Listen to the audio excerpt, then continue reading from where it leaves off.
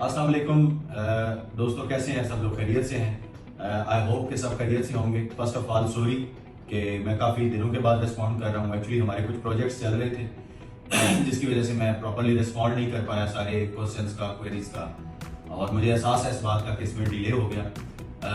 एक important information ये भी थी कि मैं आगे अब्रॉड कोई 20-21 दिन के लिए जा रहा हूँ, तो शायद ये गैप आ जाए हमारे दरमियान कि मैं प्रॉपरली रिस्पॉन्ड न कर पाऊँ किसी इंटरनेशनल असाइनमेंट के सिलसिले में। अभी कुछ क्वेश्चन ऐसे थे जिनका मैं जेनेरिक रिप्लाई करना चाहता हूँ। मैक्सिमम चीज़ों को मैं चाहता हूँ कि वन गो में मैं एक्सप्लेन कर दूँ ताकि काफ़ी सारी चीज़ें एक ही उसमें कवर हो जाएं वीडियो में। वीडियो में भी थोड़ी लंबी हो या इसके पार्ट्स हम बना दें, तो आप इसमें डिफरेंट क्वेश्चंस को मैंने कोशिश की है कि कवर करूँ मैक्सिमम। लोगों को अलग अलग मैं मेंशन नहीं कर सका इसमें क्योंकि वो अलग सेपरेट वीडियो बनाई नहीं है मैंने, तो इसको मैंने मैक्सिमम क्वेश्चंस को एक ही वीडियो में कवर करना है। सबसे पहले एक भाई थे, उन्होंने पूछा था एक्सीडेंट इन्वेस्टिगेशन और आरसीए में फर्क बताएं।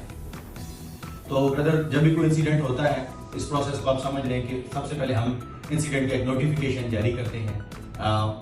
जब शिफ्ट क्लोज होने लगी उससे पहले पहले हमें नोटिफिकेशन भेजना होता है। नॉर्मली कुछ ऑर्गेनाइजेशन में 2 आवर का टाइम होता है, कुछ ऑर्गेनाइजेशन में by the end of shift आपको नोटिफिकेशन रेज करना होता है। उसके बाद एक्सीडेंट इन्वेस्टिगेशन होती है। एक्सीडेंट इन्वेस्टिगेशन के हवाले से मैंने एक वीडियो भी बनाई थी, आप देख लें कि उसमें हमें क्या चीज़ें करनी होती है। देन एक्सीडेंट इन्वेस्टिगेशन के बाद अगर कुछ चीज़ें क्लियर ना हो एक्सीडेंट के हवाले से, तो फिर हम आरसीए इनिशिएट करते हैं, यानी कि उस एक्सीडेंट इन्वेस्टिगेशन के ही रिकमेंडेशन में हम लिख देते हैं कि इस एक्सीडेंट के अगेंस्ट रूट काज एनालिसिस होना चाहिए, यानी कि इस पे फर्दर हमें आरसीए करना चाहिए।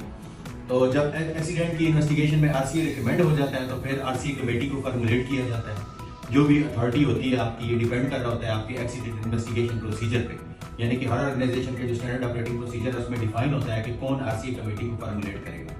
तो आरसीए कमेटी को फॉर्मुलेट किया जाता है और उस कमेटी के थ्रू दोबारा से एक्सीडेंट को इन्वेस्टिगेट किया जाता है और उसके रूट काज को चेक किया जाता है कि क्या रूट काज है एक्सीडेंट्स के, और दोबारा से रिकमेंडेशन दी जाती है। तो ये एक बेसिक फर्क है एक्सीडेंट इन्वेस्टिगेशन और उसमें। सेकंड क्वेश्चन एक भाई ने किया था सेफ्टी ऑफिसर के हवाले से कि सेफ्टी ऑफिसर की डेली रिपोर्ट्स कौन कौन सी होती हैं। तो सेकेंडली आप ये देख लें कि जिस ऑर्गेनाइजेशन में जाएं तो वहाँ पे एक स्टैंडर्ड ऑपरेटिंग प्रोसीजर या एक एसओपी डेवलप की हुई होती है उन्होंने ऑलरेडी, जिसमें एचएससी रिपोर्टिंग के हवाले से सारे प्रोटोकॉल्स गिवन होते हैं, यानी कि हर लेवल पे क्या क्या चीजें रिपोर्ट होनी है उस एचएससी रिपोर्टिंग की एसओपी में वो चीजें गिवन होती हैं। नॉर्मली अगर मैं बात करूँ, एक सेफ्टी ऑफिसर जब फील्ड में जाता है तो डेली ऑब्जर्वेशन रिपोर्ट जो है वो उसकी रिस्पॉन्सिबिलिटी होती है, यानी कि वो डेली हैजर्ड आइडेंटिफाई करता है और उन हैजर्ड्स को रिपोर्ट भी करता है और उस रिपोर्ट को डेली ऑब्जर्वेशन रिपोर्ट कहा जाता है। इसके अलावा हमारी इंस्पेक्शन रिपोर्ट्स होती हैं, यानी कि फायर एक्सटिंग्विशर इंस्पेक्ट करने, हमारा हाइडेंट सिस्टम को इंस्पेक्ट करना, हमारे और भी जो सेफ्टी इक्विपमेंट्स हैं उनको इंस्पेक्ट करना, तो ये इंस्पेक्शन रिपोर्ट्स होती हैं। इसके अलावा फोकस ऑडिट्स होते हैं, यानी कि वीक में अगर इलेक्ट्रिकल इक्विपमेंट्स पर ऑडिट करना है तो वो फोकस ऑडिट हो गए और उनकी रिपोर्ट जनरेट करना, और इसी तरह अगर कोई एक्सीडेंट इन्वेस्टिगेशन है तो उसका हिस्सा बनना।